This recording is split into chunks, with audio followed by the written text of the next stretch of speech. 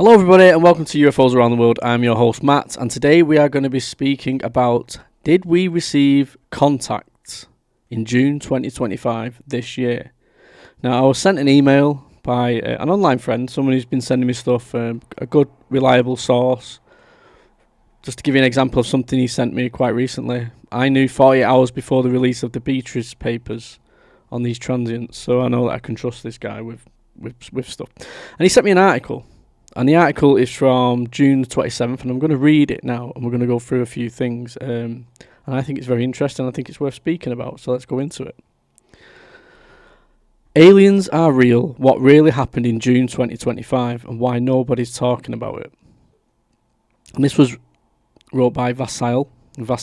I have reached out to him, emailed him. I got a reply actually saying that he would be happy to speak to me. I've rewritten this intro about 7 times. Not because I don't know what happened, I do. I was there, kind of. I watched it live like millions of others, or at least I thought I did.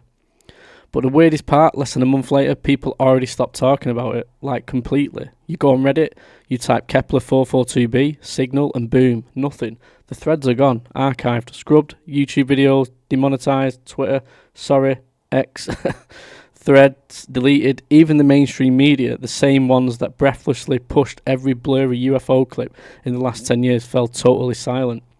So this is me trying to make sense of what really happened in June 2025, the month we maybe, just maybe, finally made contact.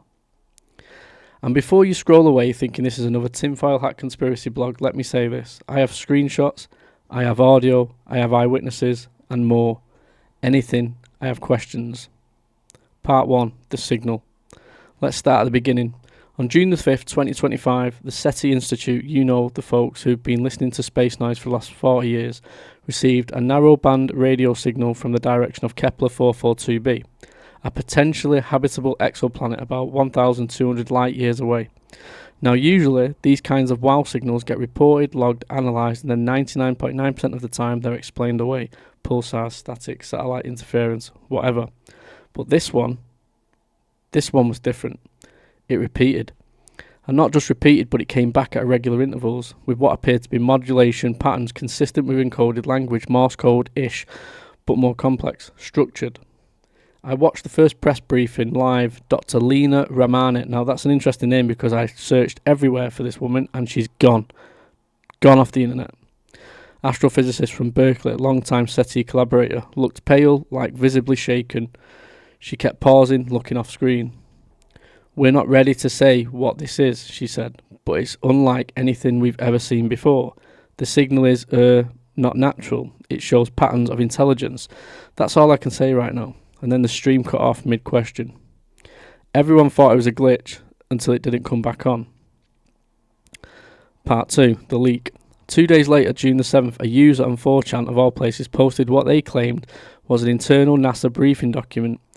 Now I know what you're thinking, 4chan, really, but listen, the file included waveform spectrograms, encryption models, and even a brief transcript of an AI-generated description attempt of the signal. It wasn't just noise, it translated roughly into this. We have watched, we come in cycles, you are not alone. Prepare, question mark. The thread blew up.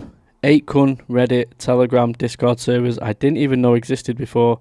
I was in 3 of them that week, watching in real time as data scientists, crypto specialists and amateur astronomers tried to make sense of it all. Then by June the 9th, everything disappeared. Threads deleted, accounts banned, even the Wayback Machine links gone. And that's when I knew something real wasn't happening. I have done some checks. He's correct. A lot of this has been deleted and wiped. Part 3, the shutdown. By June 11th, the White House made a short, vague statement. There have been recent anomalies detected in space communication arrays. At this time, no evidence suggests these are of intelligent origin. The public is encouraged to avoid misinformation circulating on unofficial platforms. Classic damage control. The same day, NASA's Deep Space Network went offline for scheduled maintenance. SETI's website went into restricted access, and the live stream of the Allen Telescope Array, which used to run 24/7, started showing an error page. Coincidence? Not likely.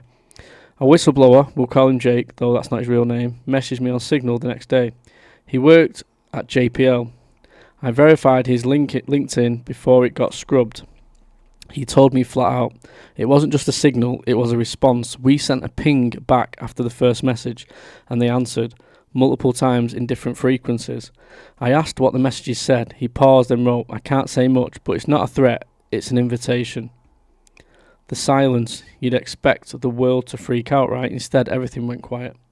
It's like the media just collectively decided to memory hole the whole thing even after people were begging for updates. Nothing. Articles were pulled, podcasts cancelled, episodes, a few independent journalists tried covering it, but they either got shadow banned or straight up lost hosting. Hell, even Neil deGrasse Tyson tweeted and deleted something weird. We always imagined first contact would be dramatic. Maybe we should have been more afraid of it being boring. Then, silence. No follow-ups, no interviews, nothing. The patterns. Around June the 15th, things got stranger. Skywatchers in Chile, Japan and Canada began reporting brief flashes of light in the direction of Kepler 442b. Not like stars exploding, not supernovas, more like signalling. Every 19 hours, a pulse light flashed 3 times, then 6 times, then 3 again. 363. Some believed it matched the original message intervals, others claimed it was a countdown, nobody could agree. But by now, most of the mainstream observatories had gone quiet. The only footage came from amateur scopes and backyard astronomers. And yes, most of them were dismissed as lens flare or atmospheric disturbances. Funny how those explanations always come out right on cue. What now? I've sat on this story for over a month, not because I didn't want to publish, but because I wasn't sure what it meant. I still don't know. Here's what I do know. We received a structured signal from Kepler 442b. It was decoded, partially, and included an intelligent message. That message was answered by us, and then they answered back. Since then, communication lines have gone dark and public access has been restricted. Is that enough to say things are real? No, but it sure as hell is more than nothing. And the fact that nobody's talking about it anymore, that's the part that scares me the most. Well, I'm talking about it for you, Chief.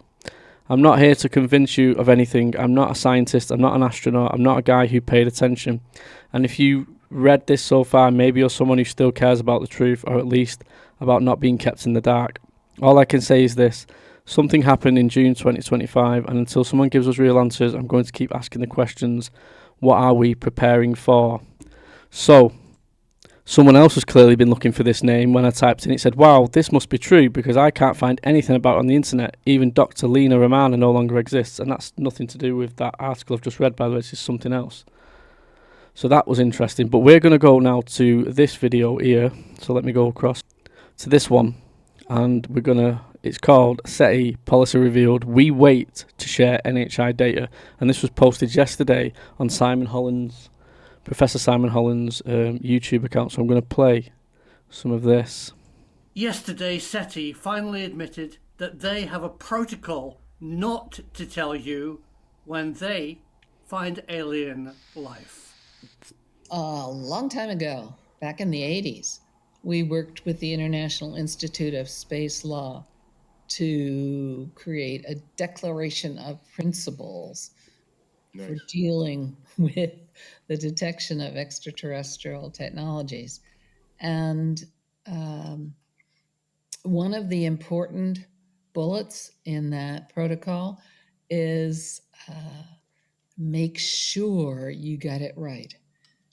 Make sure that whatever you're going to announce is... So already I'm angry because what is it with these scientists, astrophysicists, whatever you want to call them, these PhDs, these fucking experts, right, that have no balls, they won't come out. Maybe Avi Loeb, you can say, and Patrice, these people, and Dennis Asberg, those people, yes, they have the balls, right? But they're too scared about losing the credentials and stuff like that, and people taking the piss out of them and ruining their like careers and stuff like that, just because they think something might be extraterrestrial or something like that. A lot of these people are starting to speak about it now, and you can see that they're being like mocked and they're being covered. You see what's happening to Patrice, see what's happening to Avi Loeb and stuff like that, just thinking outside the box. Remember that one? I think it goes in on this video. There's a woman that actually sort of attacked Simon Holland, where she said that we sent this data off and it's not what this is. Well, listen, as good as you're at your job, love, doesn't mean that they would tell you the secrets. They're not going to tell you the secrets. It goes to someone else. They do the testing, and then they'll come back and say, yeah, we're nothing. Why would they tell you? You're nothing special. You're just like everybody else with a PhD that's doing the dog work, the leg work for them. That's exactly what you're doing. Science does anger me sometimes. It does really anger me. It's not some flaw in your detection system, that it really is what you're saying it is. Hey, and welcome back. So last year I got into more trouble than I've ever been in my life by repeating what I was told by a European astronomer, that we have found a technological signature, BLC1. It's a very interesting year, and now you know why I hide in a cave. So let me tell you about BLC1. BLC1 stands for BL, Breakthrough Listen C, Candidate 1. So C1, let's analyze that. Candidate 1 came from a SETI survey called SETI at Home. But SETI at Home was 1990s AI. It was you. You. I used to have that on my PC as a child in the 90s. Like, I remember it was like a little desktop icon. I don't know what it is now. I've not used it before since. But I had it on my PC, it was a little thing, and it just had like a little graph. I had no idea what it meant. But I remember the school getting us all involved. Oh, you can sign up for SETI and stuff like that. So I'm not sure when about in the 90s it was thingy, but I'm pretty sure I had it on my computer around 97 or something like that. That's when I had it. On your home computer could analyze a tiny bit of a wideband signal recorded by radio telescopes to see if there was anything repeating or narrowband or single point source. And it came up with 15, I hear, candidates, C1 to C15. At the time, I believe these were just C candidates, and I think they might have been classified by their astronomical distance. So C1 being the closest, C15 being the furthest away. They're all possible candidates in our galaxy, not in the universe, but actually our Milky Way galaxy, which is very large. So it makes sense that you start looking for more data from C1 than you do from C15. Imagine being able to build an app with your name on it, just by thinking about it. Meet Base 40. Along came Yuri Milner and his privately funded organization called Breakthrough Listen.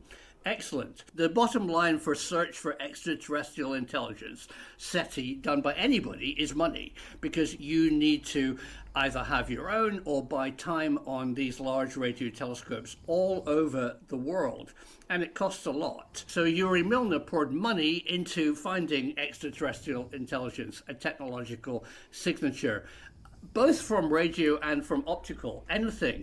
And I think they are going to be the ones who might announce it if it isn't going to be the Chinese. So the reason I'm playing this video is because it goes into why the SETI, that they don't reveal this straight away. And I'm going to go to this part here, where this was the woman that actually sort of attacked him, I remember. Would be very reassuring. So back to BLC1, Breakthrough Listen Candidate 1. It's a single point source and it's narrowband electromagnetic frequency. So they wrote a report saying that it's interference. The possibility is that it's human. Now I like this because this is the first time I've seen him reply to this woman. I remember watching this back last year and thinking she's so snotty, so stuck up herself, that she's so important, that she should have the information and that she would know about it. And there's a little bit of a bite back here from Simon Holland, which I really like. Well, okay. If it's human interference, where is the object, the human-made object, up in space that's a single point source? Interference would be coming from somebody's mobile phone in Australia or a microwave oven all over the place, but no, it's coming from a single point source. And second, they said, well, the electromagnetic frequencies are emblematic of frequencies humans might use for telecommunication. They're not. What satellite, and that's what it would have to be, is one, at a single point, and two, using frequencies from the frequencies they found from this source. There aren't any. I suppose the signal could be distorted or multiplexed or moved into some EM frequency range which we don't use. But the point that Breakthrough Listen made in their report was we can't confirm that we found a technological signature. I find that very strange because although that is true, So it is a candidate to this day. And then everything changed. I contacted somebody from Parkes who actually did the radio telescope, and he told me personally a third piece of evidence, a piece of evidence that wasn't, I believe, in the Breakthrough Listen original report. And that was single point source, yes, narrowband, yes, but Doppler shifted. That means that the source of the signal is orbiting, rotating. Well, that pretty well excludes human interference. A satellite, is it there? Nope. Frequency, is it frequencies that humans use? Nope. And is it rotating like an extraterrestrial planet? Nope. It's a very good candidate. Why aren't they admitting it? Right. So that led me down this enormous rabbit hole of trying to ask them, both SETI and Breakthrough Listen, why aren't you sharing with the science community and the public the fact that you found a possible candidate, and you've no doubt found others that you're just keeping completely quiet about? Why are you doing that? I'm off the Christmas card list of Breakthrough Listen, so they won't speak to me. So I contacted the press officer at SETI, and she doesn't speak to me either. And I also reached out to the person that you saw at the beginning of this video, called Jill Tarter. Jill is fantastic. In fact, Jill Tarter and Neil deGrasse Tyson and me, Simon Holland, worked together on a series for PBS in Boston called Origins. I remember working with Jill, who's a spectral analysis, and the very young Neil deGrasse Tyson, his first TV gig.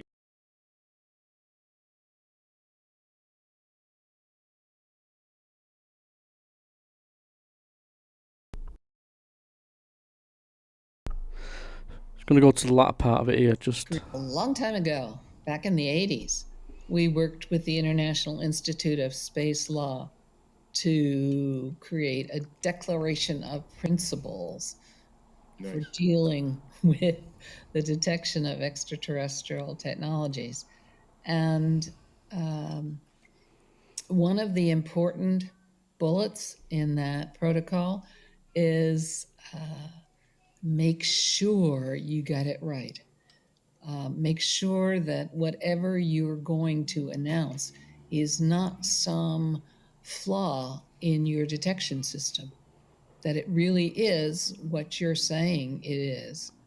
And that's so important that now we actually suggest that the most valid way of searching is to search with at least 2 instruments widely separated on the surface of the Earth, so that so for all them people that were saying, oh, and like when I did the video last year, excuse me, I had people come up on the live saying, oh well, I haven't observed this, I haven't seen this, so for me it doesn't exist, it's not real, what they're saying and stuff like that. Well, just because you've not read into this, or you've not come across this, or so stuck up themselves, some of these, like, you got a PhD, they are so stuck up themselves sometimes. It really does wind me up, and I get really angry with scientists on my lives. I really do. Like I've spoke to Simon Holland, he's fine. Spoke to Avi, he's fine. But it's the ones that are like dead set against it. Like, no, this can't be right. You know, Simon's are wrong, or you know, Avi's are wrong, and give it a break, man. Give it a break. Something's happening. You're gonna get proven wrong, and stop thinking you're so fucking special that you would know about it just because other people know. It's like if they know something that they don't. Oh no, it really winds me up. I apologise for my language, but you know it winds me up. So I've played enough of that one. I want to play this one. I typed her name in, by the way, on YouTube. Dr. Lena Ramani came up with nothing. Like, nothing whatsoever. Typed it on thingy, came up with nothing whatsoever. This is the ET communication. So the quantum tunneling. So we spoke about the quantum tunneling, right, 2 months ago. This was 2 months ago. Listening in the wrong way. We have. Maybe their version, them, of communication doesn't fit our human assumptions. Maybe it's not even radio. And that's what we're going to talk about today. Maybe it's neutrino pulses, quite possible, or quantum entanglement. It is. And maybe it's not meant to travel through space-time at all. It isn't. What if intelligent life evolved to stay silent to survive? Good point. What if no their biosphere and silence is a shield? If survival requires you to be quiet, running hurts. Tai Chi heals, especially. Would your species ever dare to shout into the void? Very, very interesting points. And it's about time that I talk to you about what's really going on. I've kind of been sworn to secrecy about this. There's a European group in the European continent who don't want to be public yet, but they have fitted a new type of receiver which breaks all the normal boundaries. They've fitted a type of transmitter and receiver to their radio telescopes. So this is why I think this is connected, because he's just said they've got like a transmitter on these telescopes now, like a radio transmitter. And this is 2 months ago, around about the time that this contact would have happened when he started speaking about it. I think there's a connection here, and he was hushed up. He said that in his last video, which was yesterday. You know, he was shouted at basically as his wrist slapped. And I think it was because of this, and he's talking about the quantum tunneling. And this was the issue when I did live, and I wanted to do talks about this and get people up. The scientists was not having this quantum tunneling. They're like, this does not exist. We do not know what this does. It was, honestly, it turned into a nightmare. The live, and it was like, you know.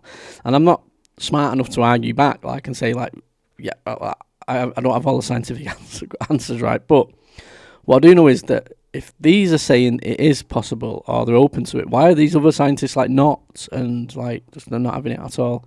Doesn't make any sense to me. It just seems like there's a narrative, and I think people are probably pushing back on this, or probably being paid to put this into the domain with people and go on people's lives and just rubbish it. And I think Simon Holland will be proven right eventually. And you look at what Beatrice has found with these transients, thousands of them.